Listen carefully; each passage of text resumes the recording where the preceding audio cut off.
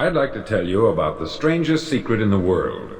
Not long ago, Albert Schweitzer, the great doctor and Nobel Prize winner, was being interviewed in London, and a reporter asked him, "Doctor, what's wrong with men today?" The great doctor was silent a moment, and then he said, "Men simply don't think." And it's about this that I want to talk with you. We live today in a golden age. This is an era that man has looked forward, dreamed of, and worked toward for thousands of years. But since it's here, we pretty well take it for granted. We in America are particularly fortunate to live in the richest land that ever existed on the face of the earth, a land of abundant opportunity for everyone. But do you know what happens? Let's take 100 men who start even at the age of 25. Do you have any idea what will happen to those men by the time they're 65? These 100 men who all start even at the age of 25 believe they're going to be successful. If you asked any one of these men if he wanted to be a success, he'd tell you that he did. And you'd notice that he was eager toward life, that there was a certain sparkle to his eye, an erectness to his carriage, and life seemed like a pretty interesting adventure to him.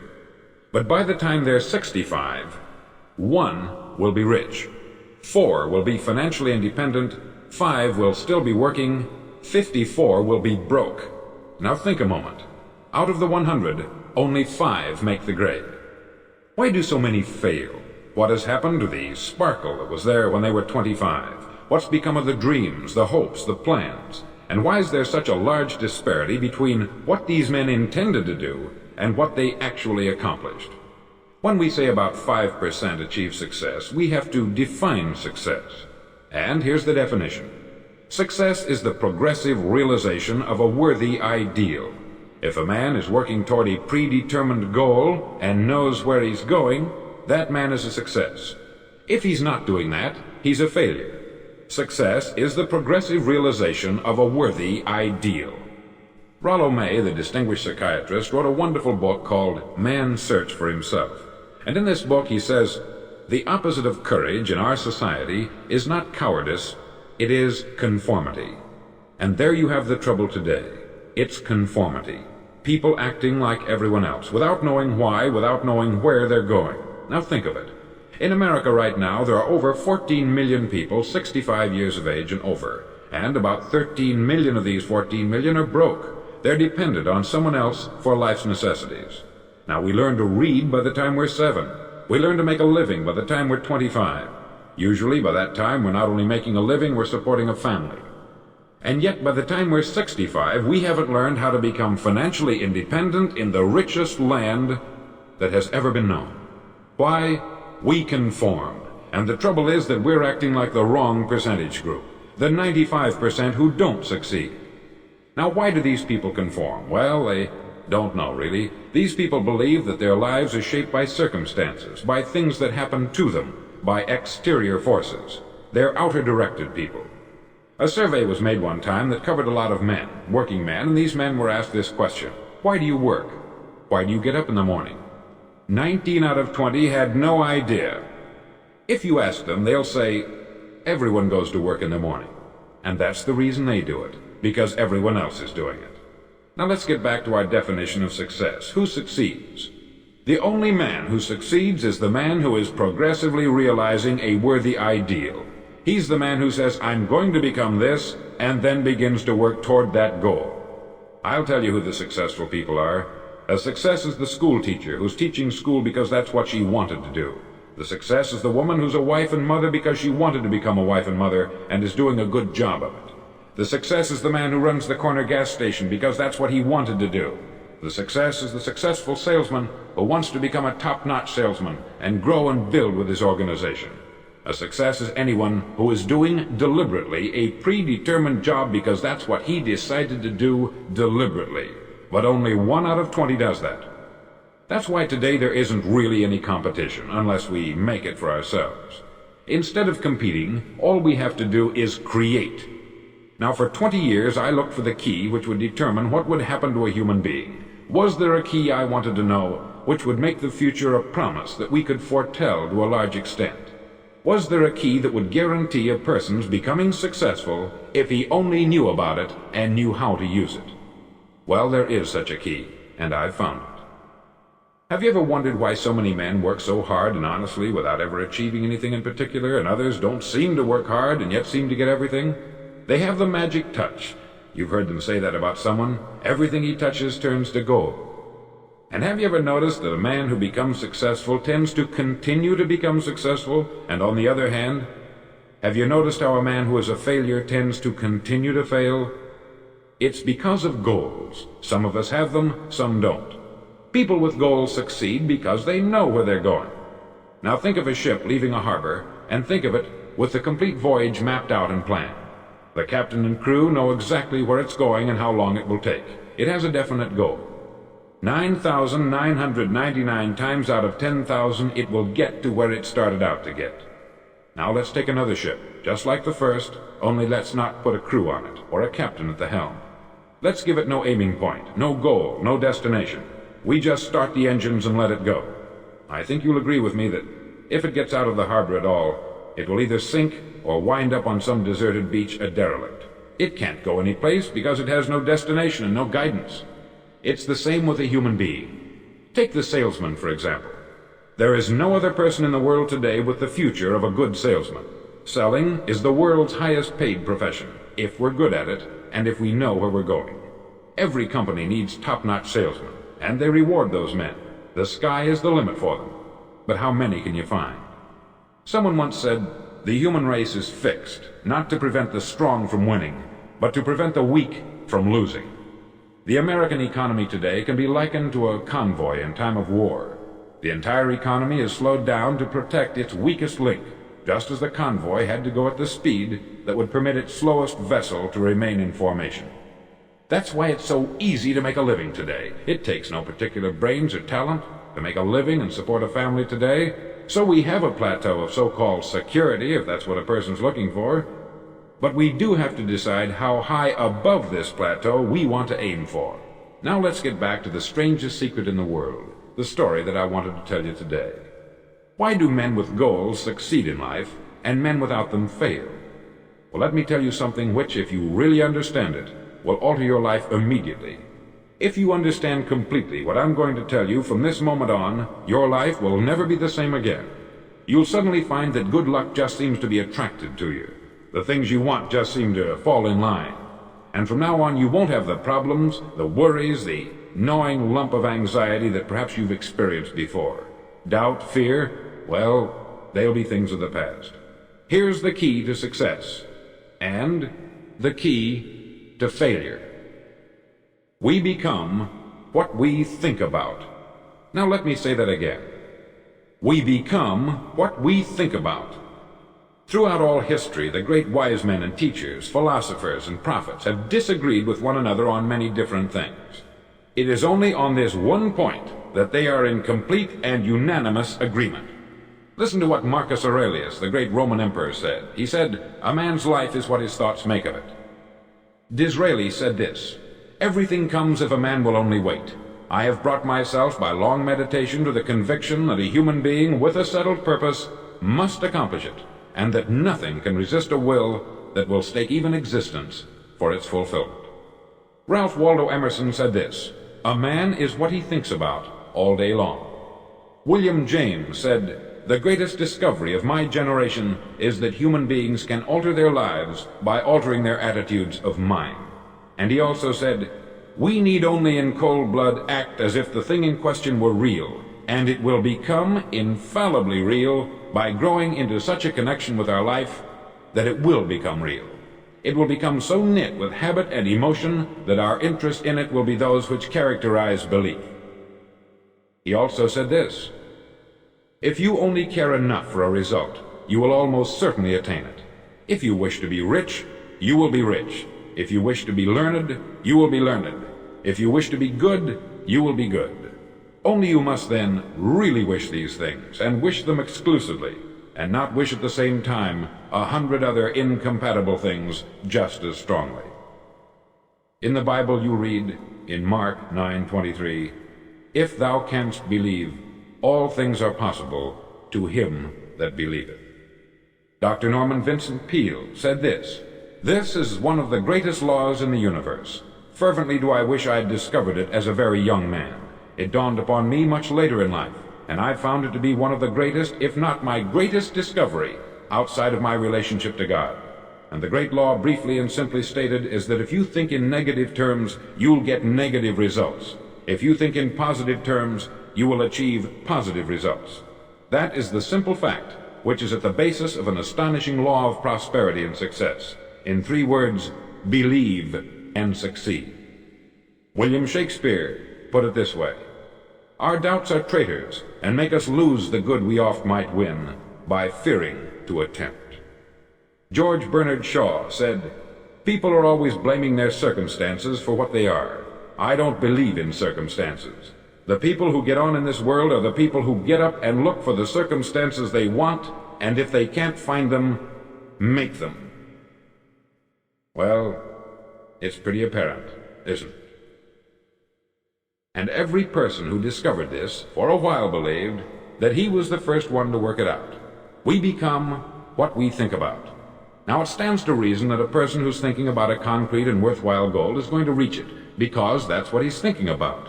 And we become what we think about.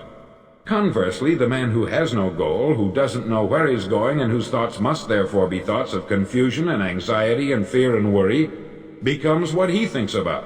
His life becomes one of frustration, fear, anxiety, and worry.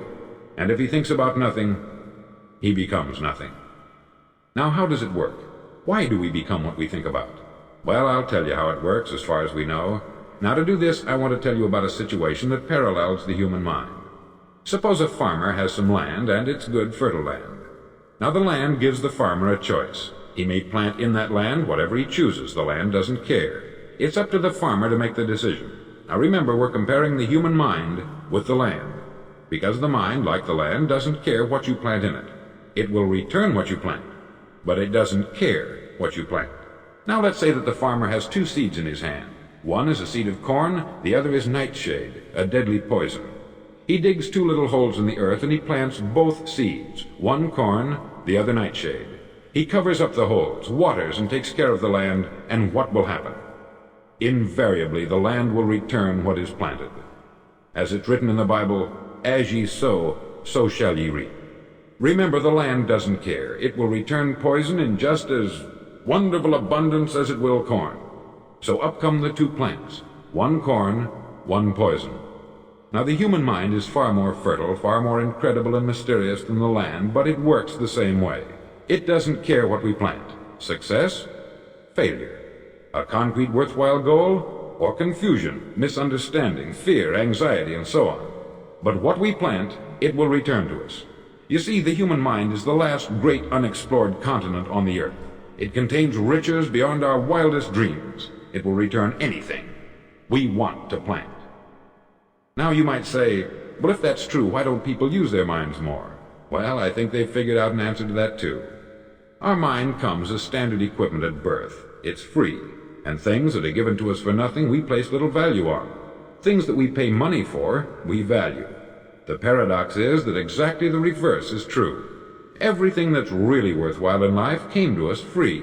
Our mind, our soul, our body, our hopes, our dreams, our ambitions, our intelligence, our love of family and children and friends.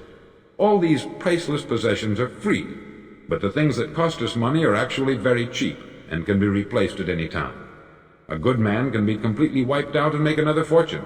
He can do that several times. Even if our home burns down, we can rebuild it, but the things we got for nothing, we can never replace. The human mind isn't used merely because we take it for granted. Familiarity breeds contempt. It can do any kind of job we assign to it, but generally speaking, we use it for little jobs instead of big important ones. Universities have proved that most of us are operating on about 10% of our abilities. Decide now, what is it you want? Plant your goal in your mind.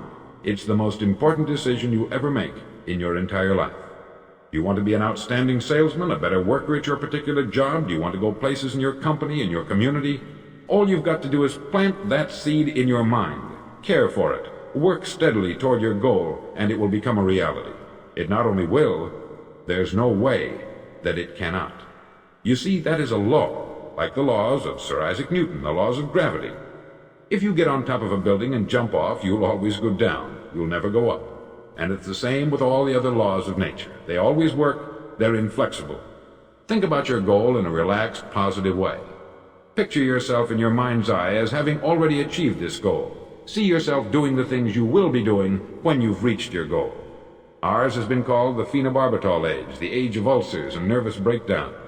At a time when medical research has raised us to a new plateau of good health and longevity, far too many of us worry ourselves into an early grave trying to cope with things in our own little personal ways, without learning a few great laws that will take care of everything for us. These things we bring on ourselves through our habitual way of thinking. Every one of us is the sum total of his own thoughts. He is where he is because that is exactly where he really wants to be, whether he'll admit that or not. Each of us must live off the fruit of his thoughts in the future, because what you think today and tomorrow, next month and next year, will mold your life and determine your future. You're guided by your mind.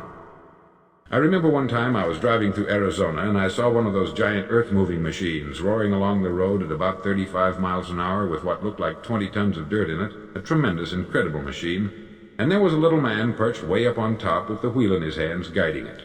And as I drove along, I was struck by the similarity of that machine to the human mind. Just suppose you're sitting at the controls of such a vast source of energy. Are you going to sit back and fold your arms and let it run itself into a ditch? Or are you going to keep both hands firmly on the wheel and control and direct this power to a specific, worthwhile purpose? It's up to you. You're in the driver's seat. You see, the very law that gives us success is a two-edged sword. We must control our thinking. The same rule that can lead a man to a life of success, wealth, happiness, and all the things he's ever dreamed of for himself and his family, that very same law can lead him into the gutter. It's all in how he uses it, for good or for bad. This is the strangest secret in the world. Now, why do I say it's strange, and why do I call it a secret? Actually, it isn't a secret at all. It was first promulgated by some of the earliest wise men, and it appears again and again throughout the Bible. But very few people have learned it, understand it. That's why it's strange, and why, for some equally strange reason, it virtually remains a secret. I believe that you could go out and walk down the main street of your town and ask one man after another what the secret of success is, and you probably wouldn't run into one man in a month who could tell you. Now, this information is enormously valuable to us, if we really understand it and apply it. It's valuable to us not only for our own lives, but the lives of those around us, our family, employees, associates, and friends. Life should be an exciting adventure. It should never be a bore. A man should live fully, be alive. He should be glad to get out of bed in the morning. He should be doing a job he likes to do because he does it well. One time I heard Grove Patterson make a speech, the editor-in-chief of the Toledo Daily Blade, and as he concluded his speech, he said something that I've never forgotten. He said something like this: "My years in the newspaper business have convinced me of several things, among them that people are basically good, and that we came from someplace, and we're going someplace. So we should make our time here an exciting adventure. The architect of the universe didn't build a stairway leading nowhere. And the greatest teacher of all, the carpenter from the plains of Galilee, gave us the secret time and time again. As ye believe, so shall it be done unto you." I've explained the strangest secret in the world and how it works. Now I want to explain how you can prove to yourself the enormous returns possible in your own life by putting this secret to a practical test. I want you to make a test that will last 30 days. Now, it isn't going to be easy. If you'll give it a good try, it will completely change your life for the better. Back in the 17th century, Sir Isaac Newton, the English mathematician and natural philosopher, gave us some natural laws of physics which apply as much to human beings as they do to the movement of bodies in the universe. Now, one of these laws is that for every action, there is an equal and opposite reaction. Simply stated, as it applies to you and me, it means we can achieve nothing without paying the price. The results of your 30-day experiment will be in direct proportion to the effort you put forth. To be a doctor, you must pay the price of long years of difficult study. to be successful in selling, and remember that each of us succeeds to the extent of his ability to sell. Selling our families on our ideas, selling education in schools, selling our children on the advantages of living the good and honest life, selling our associates and employees on the importance of being exceptional people, to, of course, the profession of selling itself. But to be successful in selling our way to the good life, we must be willing to pay the price. Now, what is that price? Well, it's many things. First, it's understanding emotionally, as well as intellectually, that we literally become what we think about, that we must control our thoughts if we're to control our lives. It's understanding fully that, as ye sow, so shall ye reap. Secondly, it's cutting away all the fetters from the mind and permitting it to soar as it was divinely designed to do. It's the realization that your limitations are self-imposed, and that the opportunities for you today are enormous beyond belief. It's rising above narrow-minded pettiness and prejudice.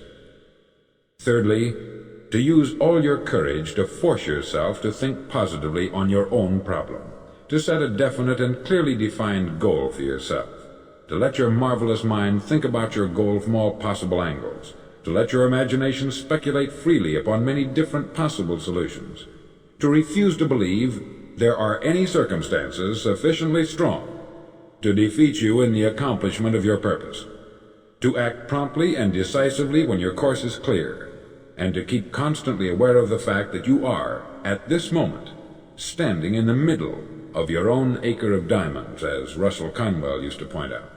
Fourth, save at least 10% of what you earn. It's also remembering that no matter what your present job, it has enormous possibilities if you're willing to pay the price. Now let's just go over the important points in the price each of us must pay to achieve the wonderful life that can be ours. It is, of course, worth any price. 1, you will become what you think about. 2, remember the word imagination. Let your mind soar. 3, courage. Concentrate on your goal every day. 4, save 10% of what you earn. And action. Ideas are worthless unless we act on them. Now I'll try to outline the 30-day test I want you to make. Now keep in mind that you have nothing to lose by making this test, and everything you could possibly want to gain. There are 2 things that may be said of everyone. Each of us wants something, and each of us is afraid of something. I want you to write on a card what it is you want more than anything else. It may be more money. Perhaps you'd like to double your income or make a specific amount of money. It may be a beautiful home. It may be success at your job. It may be a particular position in life. It could be a more harmonious family. Each of us wants something. Write down on your card specifically what it is that you want. Make sure it's a single goal and clearly defined. You needn't show it to anyone, but carry it with you so that you can look at it several times a day. Think about it in a cheerful, relaxed, positive way each morning when you get up, and immediately you have something to work for. Something to get out of bed for, something to live for. Look at it every chance you get during the day and just before going to bed at night. As you look at it, remember that you must become what you think about, and since you're thinking about your goal, you realize that soon it will be yours. In fact, it's yours really the moment you write it down and begin to think about it. Look at the abundance all around you as you go about your daily business. You have as much right to this abundance as any other living creature. It's yours for the asking. Now we come to the difficult part. Difficult because it means the formation of what is probably a brand new habit. And new habits are not easily formed. Once formed, however, it'll follow you for the rest of your life. Stop thinking about what it is you fear. Each time a fearful or negative thought comes into your consciousness, replace it with a mental picture of your positive and worthwhile goal. There will come times when you will feel like giving up. It's easier for a human being to think negatively than positively. That's why only 5% is successful. You must begin now to place yourself in that group. For 30 days you must take control of your mind. It will think only about what you permit it to think. Each day for this 30-day test, do more than you have to do. In addition to maintaining a cheerful, positive outlook, give of yourself more than you've ever done before. Do this knowing that your returns in life must be in direct proportion to what you give. The moment you decide on a goal to work toward, you're immediately a successful person. You're then in that rare and successful category of people who know where they're going. Out of every 100 people, you belong to the top 5. Don't concern yourself too much with how you're going to achieve your goal. Leave that completely to a power greater than yourself. All you have to do is know where you're going. The answers will come to you of their own accord. Remember these words from the Sermon on the Mount, and remember them well. Keep them constantly before you this month of your test. Ask, and it shall be given you. Seek, and ye shall find. Knock, and it shall be opened unto you. For every one that asketh receiveth, and he that seeketh findeth, and to him that knocketh it shall be opened. It's as marvelous and as simple as that. In fact, it's so simple that in our seemingly complicated world it's difficult for an adult to understand that all he needs is a purpose and faith. For 30 days, do your best. If you're a salesman, go at it as you've never done before, not in hectic fashion, but with the calm, cheerful assurance that time well spent will give you the abundance in return you deserve and want. No matter what your job, do it as you've never done it before for 30 days.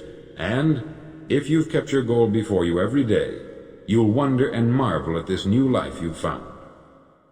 Dorothea Brand, outstanding editor and writer, discovered it for herself and tells about it in her fine book, Wake Up and Live. Her entire philosophy is reduced to the words, act as though it were impossible to fail. She made her own test with sincerity and faith, and her entire life was changed to one of overwhelming success. Now you make your test for 30 full days. Don't start your test until you've made up your mind to stick with it. You see, by being persistent, you're demonstrating faith. Persistence is simply another word for faith. If you didn't have faith, you would never persist. If you should fail during your first 30 days, by that I mean suddenly find yourself overwhelmed by negative thoughts, you've got to start over again from that point and go 30 more days. Gradually your new habit will form until you find yourself one of that wonderful minority to whom virtually nothing is impossible. Don't forget the card. It's vitally important as you begin this new way of living. On one side of the card, write your goal, whatever it may be. On the other side, write the words we've quoted from the Sermon on the Mount. Ask, and it shall be given you. Seek, and ye shall find. Knock, and it shall be opened unto you. Nothing great was ever accomplished without inspiration. See that during these crucial first 30 days, your own inspiration is kept at a peak. Above all, don't worry. Worry brings fear, and fear is crippling. The only thing that can cause you to worry during your test is trying to do it all yourself. Know that all you have to do is hold your goal before you. Everything else will take care of itself. Remember also to keep calm and cheerful. Don't let petty things annoy you, get you off course. Now, since making this test is difficult, some may say, well, why should I bother? Well, look at the alternative. No one wants to be a failure. No one really wants to be a mediocre individual. No one wants a life constantly filled with worry, fear, and frustration. Therefore, remember that you must reap that which you sow. If you sow negative thoughts, your life will be filled with negative things. If you sow positive thoughts, your life will be cheerful, successful, and positive. Now gradually, you will have a tendency to forget what you've heard on this record. Play it often. Keep reminding yourself of what you must do to form this new habit. Gather your whole family about and listen to what's been said here at regular intervals. You know, most men will tell you that they want to make money without understanding the law. The only people who make money work in the mint. The rest of us must earn money. This is what causes those who keep looking for something for nothing or a free ride to fail in life. The only way to earn money is by providing people with services or products which are needed and useful. We exchange our product or service for the other man's money. Therefore, the law is that our financial return will be in direct proportion to our service. Success is not the result of making money. Making money is the result of success. And success is in direct proportion to our service. Most people have this law backwards. They believe that you're successful if you earn a lot of money. The truth is that you can only earn money after you're successful. It's like the story of the man who sat in front of the stove and said to it, "Give me heat, and then I'll add the wood." How many men and women do you know, or do you suppose there are today, who take the same attitude toward life? There are millions. We've got to put the fuel in before we can expect heat. Likewise, we've got to be of service first before we can expect money. Don't concern yourself with the money. Be of service. Build, work, dream, create. Do this, and you'll find there's no limit to the prosperity and abundance that will come to you. Prosperity is founded upon a law of mutual exchange.